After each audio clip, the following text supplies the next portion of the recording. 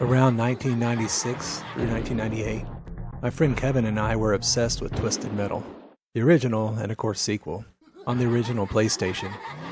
That was one of the first games my brother and I purchased for the system, the other being Resident Evil. With my brother Andy, we started on the first game and got quite good at it. Split screen was great and nothing felt too limited, as we could easily see everything and feel the full brunt of the action. The sequel, though, brought everything in even tighter. There was a slight shift in tone, as the entire game was a bit more tongue-in-cheek humor and lighter in general. Subtle changes to healing and bigger power-ups with destructible portions of the world opened up the gameplay quite a bit. Kevin and I had early release from our high school that senior year, which meant we could get out around noon to get to work at our part-time jobs. We'd play Twisted Metal after school, especially on the rare off day. Sometimes Kevin would swing by Taco Bell and hook us up, then we'd eat and play into the last possible minute before rushing off to work. The biggest feature was the ability to play the entire campaign of Twisted Metal 2 in split-screen co-op. This was amazing. My entire life I've enjoyed co-op far more than any PvP multiplayer aspect. Prior to online games, it was rare to get to work together with a friend on one TV playing together. I don't know how many times I beat Twisted Metal 2 with my brother. We probably beat it with any combination of the characters. Sure, we hated a few, with Mr. Slam and Grasshopper being the ones we rarely used, but we tried those guys from time to time. Adding to the gameplay depth this time were advanced attacks, utilizing special key combinations on the controller. Pressing left, right, up in quick succession would shoot out a freezing blast.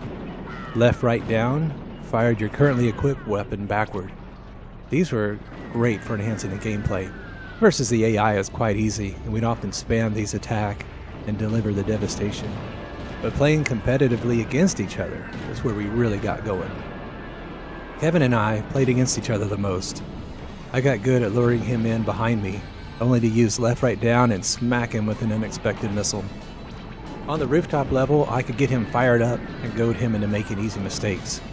He was partial to Spectre, a slick sports car with a missile capable of firing through objects, like a ghost. That's the car you see throughout most of this gameplay. I preferred Mr. Grimm, the death skeleton with his motorcycle and sidecar. Grimm was quite fast, yet fragile, trading off armor for speed. With his massive special attack, he was quite dangerous.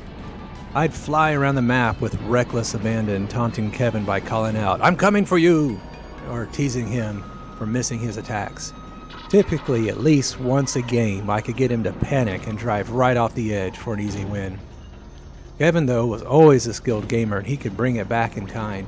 He'd use those special attacks, which he dubbed sphincter missiles, because butts, with skill. It didn't take much to destroy my brittle motorcycle, so plenty of times I'd hear the telltale whine of that attack bearing down on me and know an explosion was imminent. The destructible stages were great fun as well.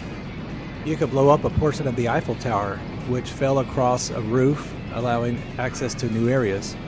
My favorite trick was using the teleporter to get up into the tower, drop the remote bomb, and then jet out. When Kevin would later teleport up there, it would instantly trigger the bomb, killing him in the process. I laughed myself silly if I could bait him in with something like that. And although we hated the Antarctica level, as chunks of ice would fall, it did make the fights a little bit more intense. Any vehicle stuck on a slab of falling ice was killed instantly. So if you were able to time a freeze attack to lock someone in place on an ice shelf about to drop, it was a great triumph. My favorite Kevin memory was getting him fired up when we both knew we had to leave for work soon, or at least when he had to leave. I'd lay into him with, "Yeah, sure, you should leave. You're not doing any good here today anyway." Or, sure, you gotta work, right. Get out of here before you lose another game." And sure enough, he'd get almost mad and come back at me saying, "All right, you shut your mouth. I've got time for one more. I'll show you." He'd charge right back in the room for another game. I'd be laughing so hard I could hardly play. Twisted Metal 2 was easy to get into, and it was fun to replay. Perhaps it makes it a bit of a rarity for the other games in its era.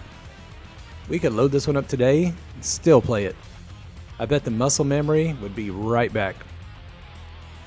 I can still hear the sounds of special effects from these attacks and the funny screams the drivers made as their cars exploded in defeat. I cannot explain how much laughing and joking and overall incredibly positive moments Twisted Metal 2 brought to our lives.